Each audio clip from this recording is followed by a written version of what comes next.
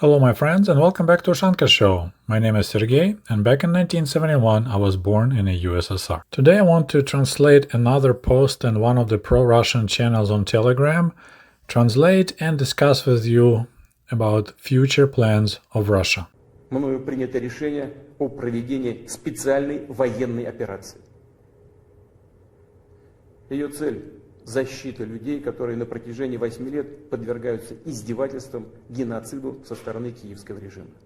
As you may aware, this special military operation, as Comrade Putin calls his war against Ukraine, is not going exactly according to the plan. Kremlin expected something like a Crimea-style takeover, maybe some sporadic resistance here and there by the nationalist battalions, otherwise population will greet Russian soldiers with flowers, not with Molotov cocktail. At the time of this recording, and today is May 30th, 2022, we marked 3 months since the beginning of the war, which began on February 24th, 2022, and this specific post was written about 2 weeks ago on May 19th. And as I mentioned earlier, this post is talking about possible future plans of Russia since the original plan didn't really work out. Total denazification and occupation of entire Ukraine. This article starts with a quote from the famous Russian military leader Alexander Suvorov. A person that loves his friends and family, a person that hates the war, must finish off the enemy to prevent the beginning of another war. Yesterday, on May 18, we marked 222 years since the passing of our famous military leader Alexander Suvorov, and something tells me that today he will be yelling these words in every office where important political matters are being discussed and decided. And my guess, he would be yelling that you must finish off the enemy to prevent the beginning of another war. The current enemy of Russia is the Western liberal globalism. I find this statement really interesting because here in the United States there is also quite a huge sentiment against the globalism. So we have this hardcore Russian pro-war people that want to fight against Western liberal globalism. Meanwhile, in the United States, there is also a fight against liberal globalism, but I don't think they call it Western. They use a different word. All right, back to the article. So the current enemy of Russia is the Western liberal globalism. So our job is to strike at what the globalism is trying to achieve. Now we realized what is the most important economic aim of our adversaries.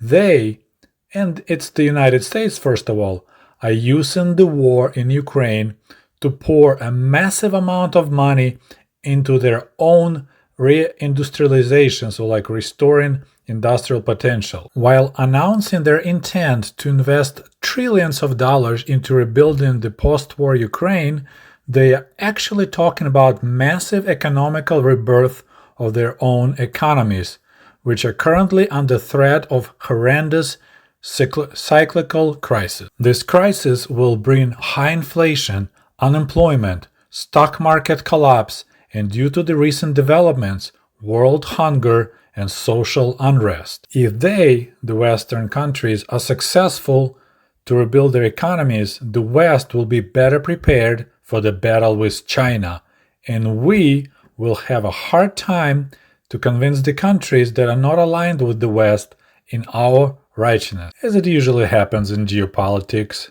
the might is right. On the other hand, the military operation, side note, remember in Russia you can't call war a war, it only can be called special military operation.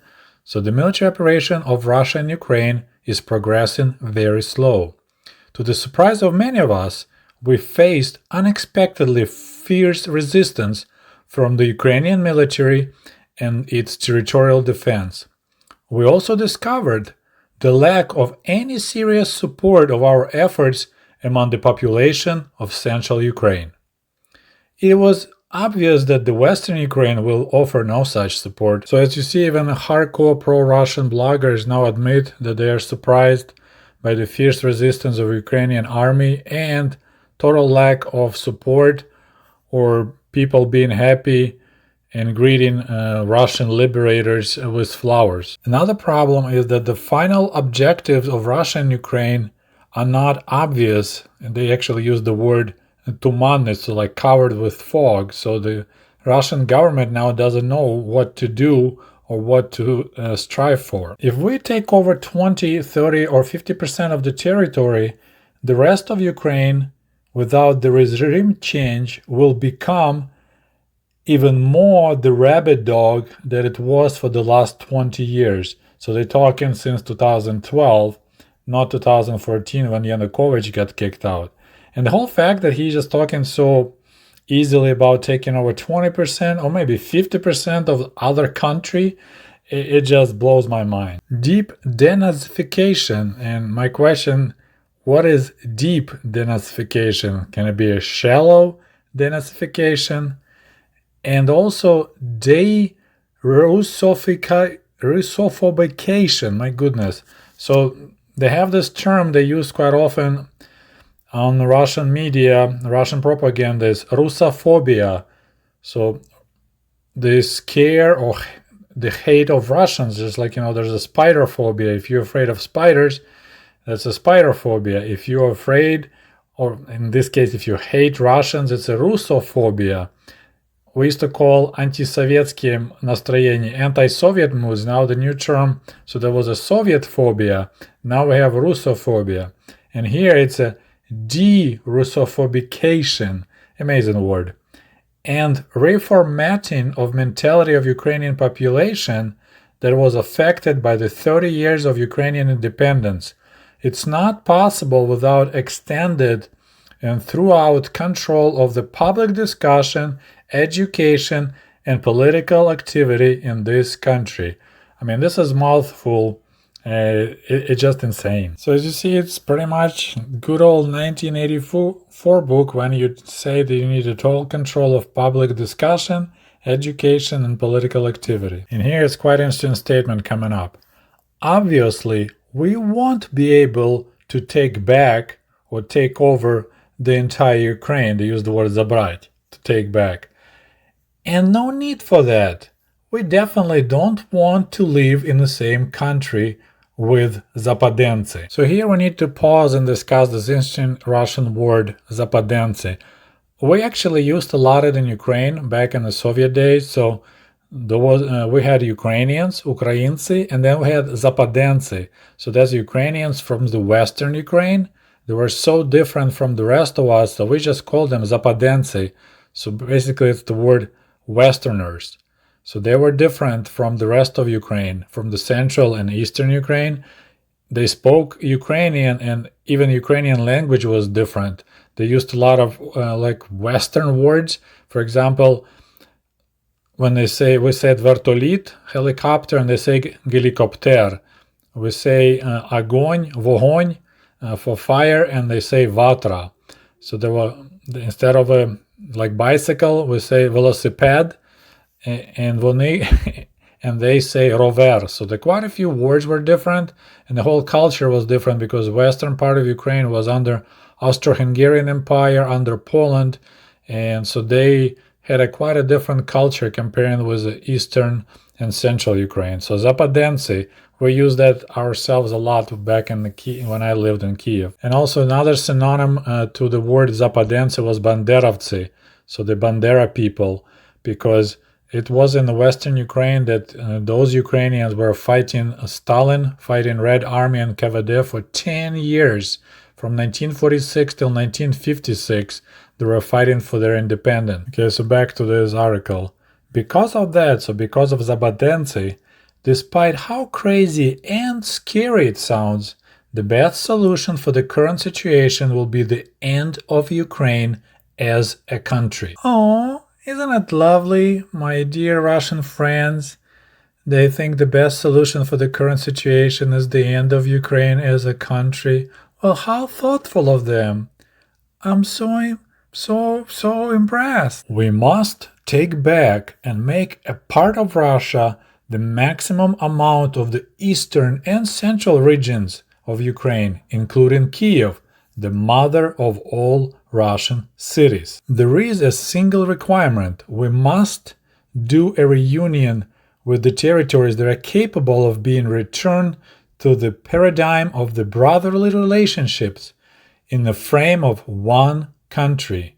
Any other outcome will be seen by society as the defeat and will be followed by a catastrophic long-term consequence. The western regions of Ukraine, as an angry midget country with the rockets in every pocket, are no benefits to us. So at some point, we should entice Poland and other willing countries like Romania and Hungary, if they're interested, to take back those territories.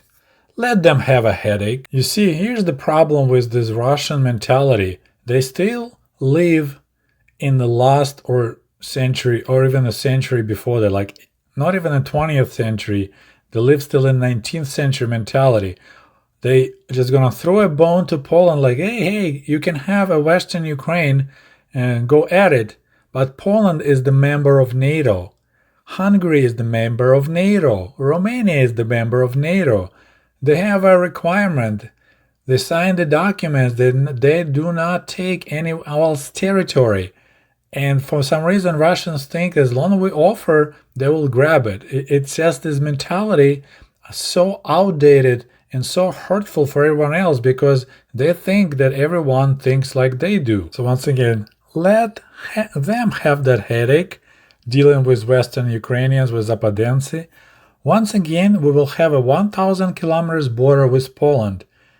It's not really a desirable outcome, but still it's better than to have a border with the hostile former Ukrainians that in 30 years failed to create anything except the reckless Russophobia. Well, that's what the Russians' plans should be according to this pro-Putin blogger. I hope I opened a little bit of a window for you to look inside of their heads, to maybe try to understand what's going on in their brains, why they decided to attack Ukraine, and why do they think that other countries just, waiting like hungry dogs for the scraps of Ukraine. This is just insanity in its pure form.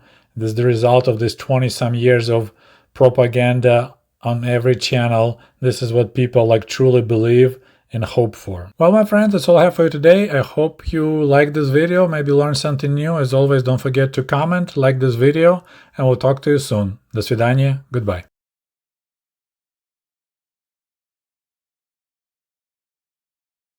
Потому что если дороги будут, то по ним неприятель проедет и прямо в сердце России попадет. Я с ними согласен абсолютно.